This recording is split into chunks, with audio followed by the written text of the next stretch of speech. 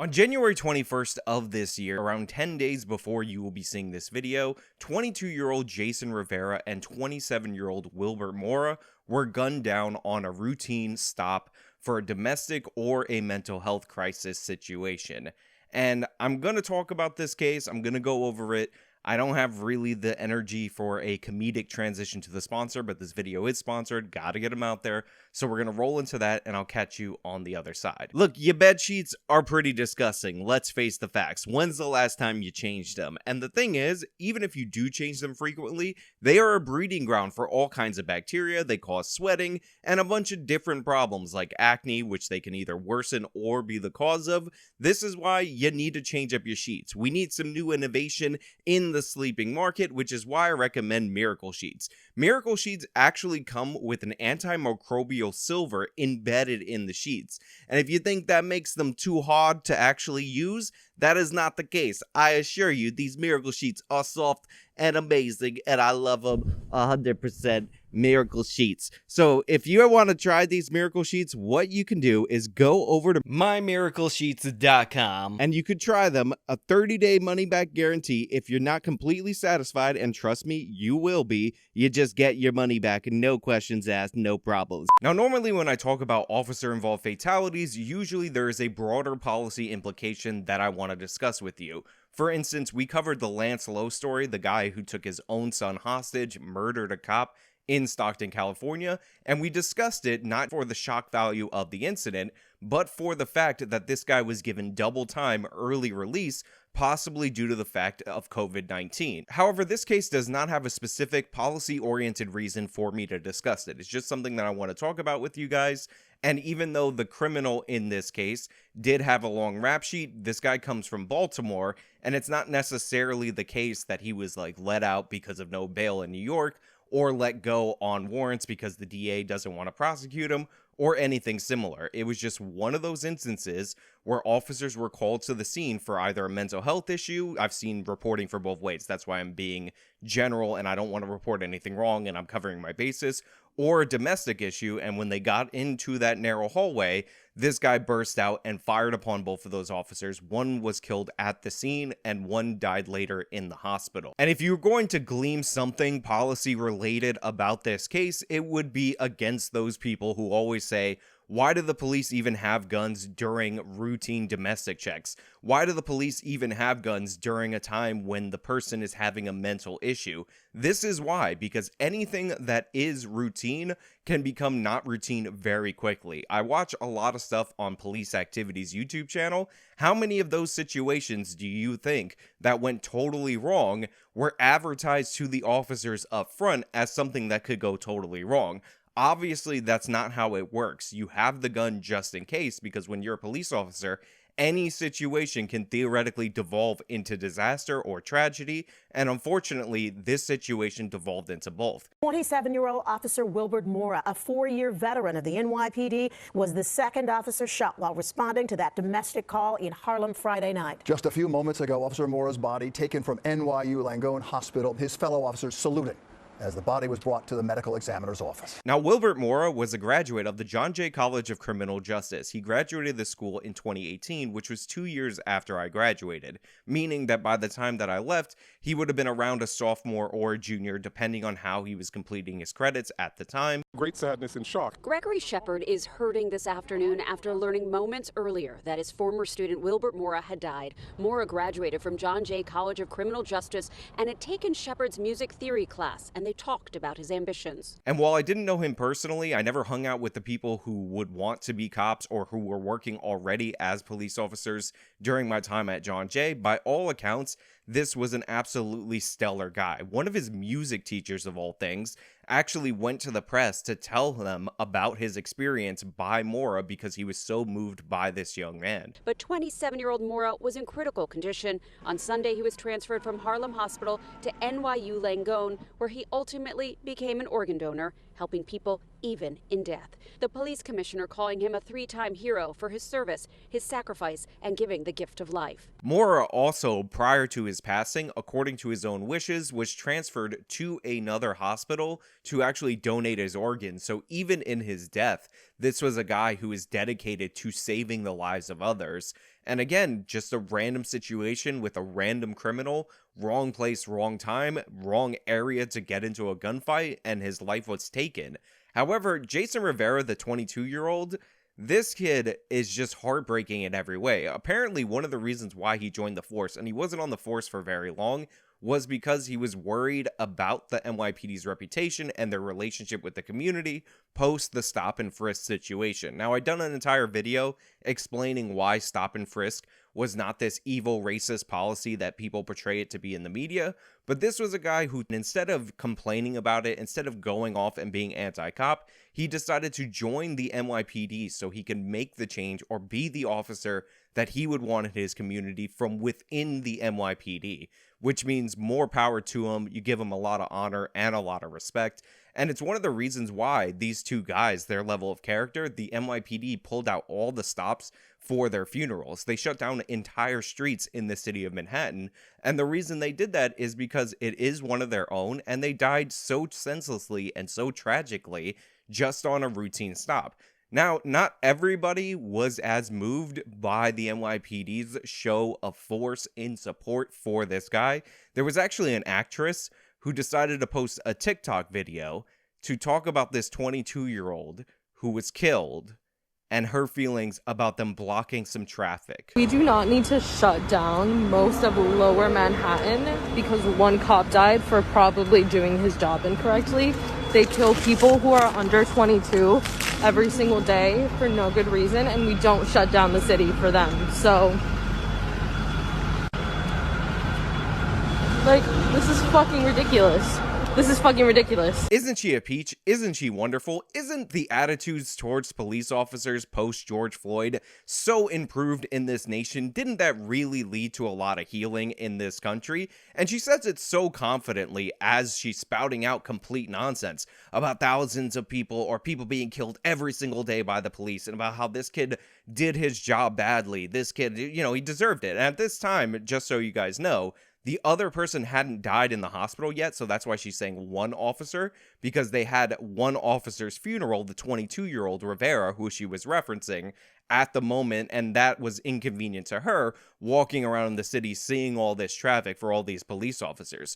But the police, just in case you were wondering, the overwhelming majority of their shootings, their kills, are justified, including the suspect in this case, who was ultimately taken out by a third officer, thankfully, because he was a murderous monster. But even with the fact that this girl is totally misinformed, totally spewing left-wing garbage propaganda, she's also dead wrong about shutting down streets over criminals, because that's exactly what happens. I don't know if you were around last year in 2020 when all the windows on all the streets that you're complaining about being blocked off for the officer were being smashed out by civil rights protesters meant to protest the racism in the police department. So yeah, they are shutting streets down, they are rioting, they are causing nonsense for criminals who got what they deserved based on their own actions in the overwhelming majority of the cases. So she has no point at all whatsoever, yet she's spewing it out, and obviously a big indicator of the kind of person that we're dealing with is the mask over your face while you're outside. If there's any indication that you are self-righteous in your ignorance about the positions that you hold so strongly,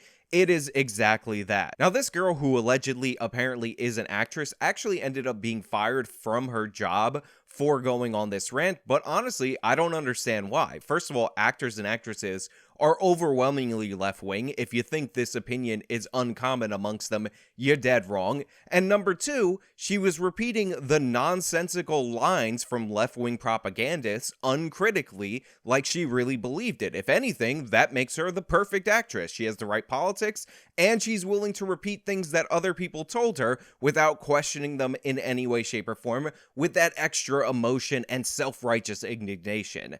But the kid that she was insulting, Jason Rivera, the 22-year-old, who, by the way, was married to his high school sweetheart, who he met and was together with at age 15 all the way to 22, this is what his wife, and I hesitate to say wife, I want to say girlfriend because he's so young, had to say. This is what was happening at the time that this girl was being bothered by traffic that she wasn't even driving through.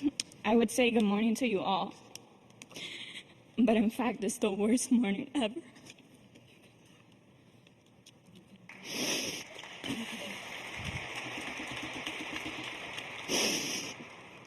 I can't believe I'm standing in front of thousands of people in the cathedral we plan to visit later this year. All of this seems so unreal, like I'm having one of those nightmares that you never thought you'd had. Friday morning, we were together, eating breakfast and drinking some Starbucks. Eating was probably our favorite hobby. Maybe that's why we gained those extra pounds. Friday morning began just like every other morning before work. You were always my big spoon, watching Netflix, YouTube law enforcement shorts. Look, if I'm being 100% honest, it's not really fair of me to play the widow of this person in contrast to some brat in New York City who's so spoiled and so entitled that some cars lining up that aren't even obstructing her way are bothering her because that's how much she hates cops. But I do want you guys to seek out and listen to the rest of this woman's speech, this young widower who's describing her last moments with her husband and how they ended up fighting the day that he was ultimately killed, and she still feels horrible about it. This Friday was different. We had an argument. You know, it's hard being a cop wife sometimes. It's hard being patient when plans were canceled, or we would go days without seeing each other, or when you had to write a report that would take forever because you had to vouch for so many things. So you did OT.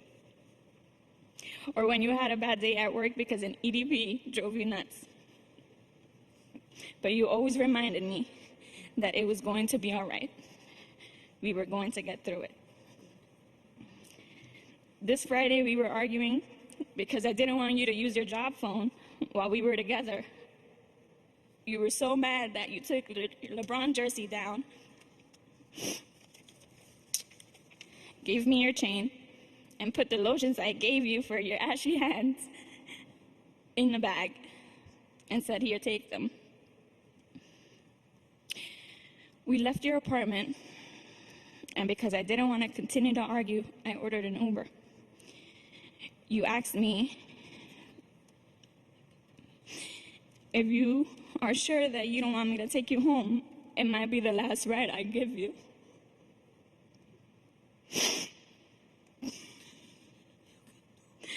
I said no, and that was probably the biggest mistake I ever made. Look, that video is rough in multiple different ways, which is why I'm going to emphasize again and again that you go watch the video in full. You go see what these people have to deal with, what the consequences of the people who deal with those that we don't want to deal with actually go through when things go wrong. On top of that, they've been together since they were 15. That's the same amount of time that I've known my girlfriend, but they've actually been together longer than me and my girlfriend.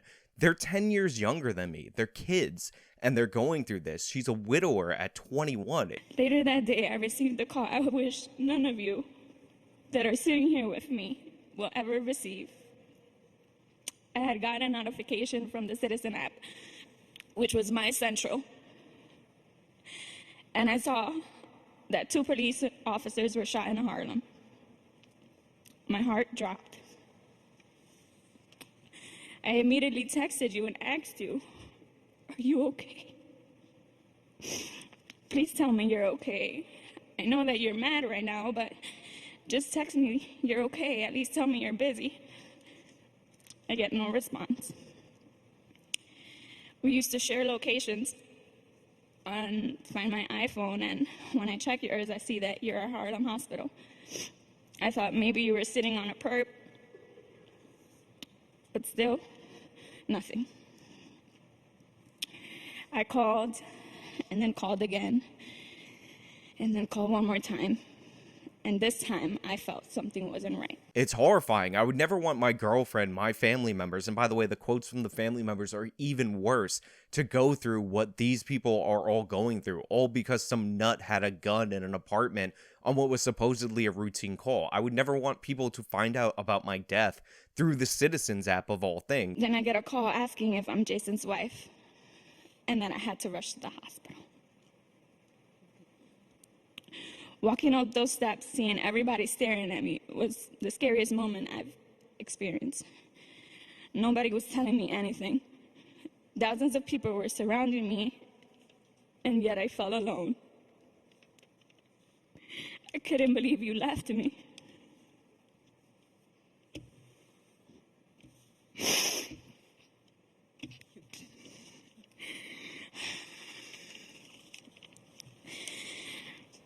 Seeing you in a hospital bed, wrapped up in sheets, not hearing you when I was talking to you, broke me. I asked why. I said to you, "Wake up, baby. I'm here." The little bit of hope I had that you would come back to life just to say goodbye or say I love you one more time had left. I was lost. I'm still lost. Today I'm still in this nightmare that I wish I never had, full of rage and anger, hurt and sad, torn.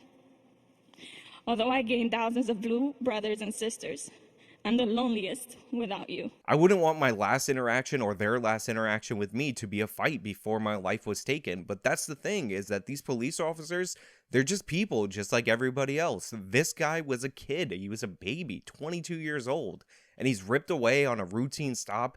And we got people, scumbags out there that are trying to villainize him and the people in his profession. Again, if you want to look into the criminal in this instance, you want to look into his rap sheet, you want to look into his priors, you want to look into all the crazy things that this guy did prior to encountering these two officers, feel free. But I'm just going to give you the long and short of it. You don't want to deal with this guy. You don't want to deal with people like this guy. He signed up. It was his job to deal with the people that none of us in society actually want to deal with. And you should put some respect on his name. And if they block some traffic to honor one of their fallen officers, then maybe don't make a crappy TikTok rant about it. Anyway, I hope this video didn't come out too garbled and nonsensical. I hope you were able to take something away from it. And maybe, just maybe, when you see an officer doing their job and they seem to be having a bad day, give them some words of encouragement to pep them up. Acknowledge the fact that they're doing something that you don't want to do and that you don't want to deal with if that's not also your job. But hey, those are just my thoughts. Let me know your thoughts down in the comments below. If you like the video, you show me by leaving a like. You can subscribe for more content. Follow me on all my social medias. You can support me via the support links in the description box. This has been me talking about two fallen NYPD officers. Till next time.